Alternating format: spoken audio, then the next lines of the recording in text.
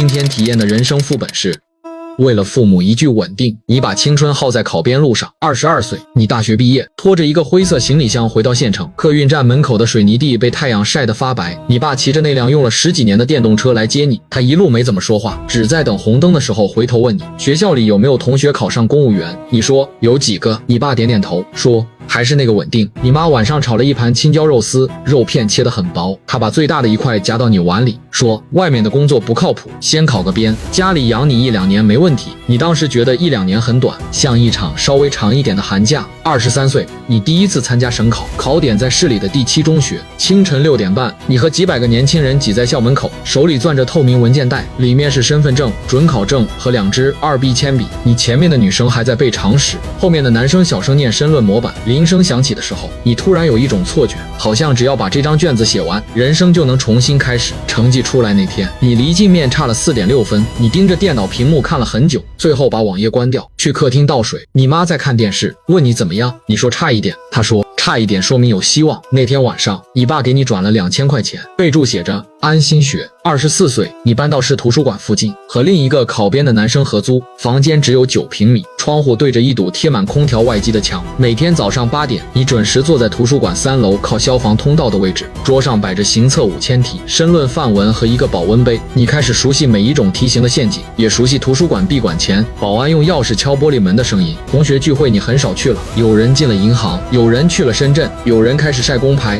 租房、周末露营。你朋友圈里最常出现的东西是一张张上岸喜报，每次看到你都会点一个赞，然后把手机反扣在桌面上，继续刷资料分析。你告诉自己不急，人生是长跑。26岁，第2轮、第3轮考试过去，你报过街道办、乡镇、市场监督、税务局的合同制，甚至连监狱系统也报过，每次都差一点，差0.8分，差1.2分，差2名。你对差一点这3个字已经麻木，它像一粒卡在牙缝里的芝麻，不疼，但你一天到晚都能感觉到它在。这一年，你妈开始在亲戚面前替你解释，她说孩子在备考，马上就有消息了。饭桌上有人半开玩笑地问，大学生怎么还没上班？你低头夹菜，筷子碰到盘沿，发出很轻的一声响。你爸把酒杯放下，说年轻人有年轻人的打算。你看见他耳朵后面多了一撮白头发。28岁，你开始接线上批改和家教，白天刷题，晚上给初中生讲数学，1小时80块钱。你教别人解1元2次方程，教别人怎么在作文开头写梦想和坚持，自己却不知道该怎么解释。这几年，你银行卡里的余额长期维持在3位数，手机缴费每次都只充30，你没有社保，没有年终奖，没有可以拿出来讲的工作经历。你谈过一个对象，是相亲认识的，他在医院药房上班，说话很轻。第一次见面，他问你现在主要做什么，你说备考，他没有表现出嫌弃，只是点了点头。你们见过4次，他最后发了一段很客气的微信，说你人很好，但他爸妈希望找个工作稳定的。你盯着稳定2个字，突然笑了一下。你为了他耗了这么多年，结果在别人眼里，你恰好最不稳定。30岁，你开始失眠，不是睡不着，是凌晨3点会醒，醒来以后脑子里自动播放常识判断、时政热点和自己的年龄。你去体检，医生说你有轻度脂肪肝和颈椎反弓。你拿着报告单站在医院走廊里，看见墙上的招聘广告，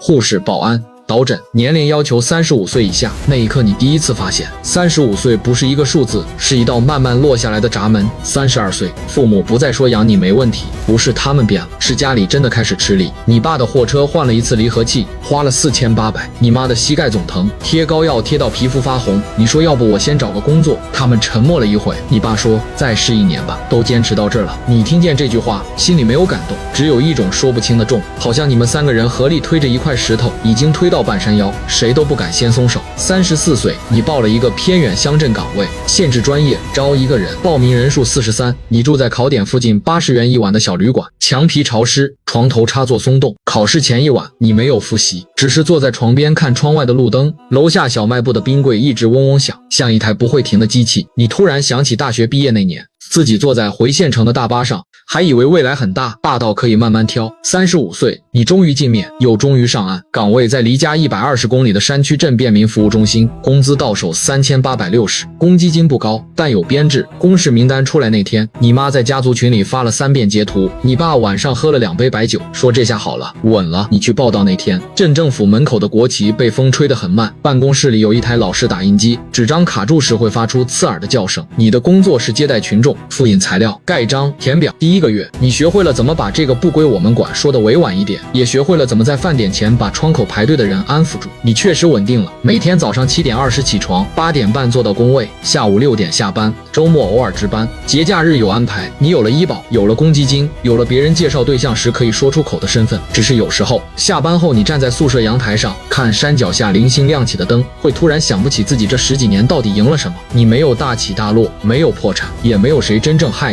你，你只是听了父母一句稳定，把最能试错、最能折腾、最能重新开始的年龄全部压在了一场又一场考试里，最后你终于换来一张入场券。可走进去才发现，门后面不是人生的终点，只是一张桌子、一枚公章、一摞永远填不完的表。有人问你后不后悔，你会说不后悔，因为你已经没有力气承认后悔，你只是把杯子里的茶叶晃了晃，看着它们慢慢沉到杯底，就像你这一路挑了很久，终于落下来了，很稳也很轻。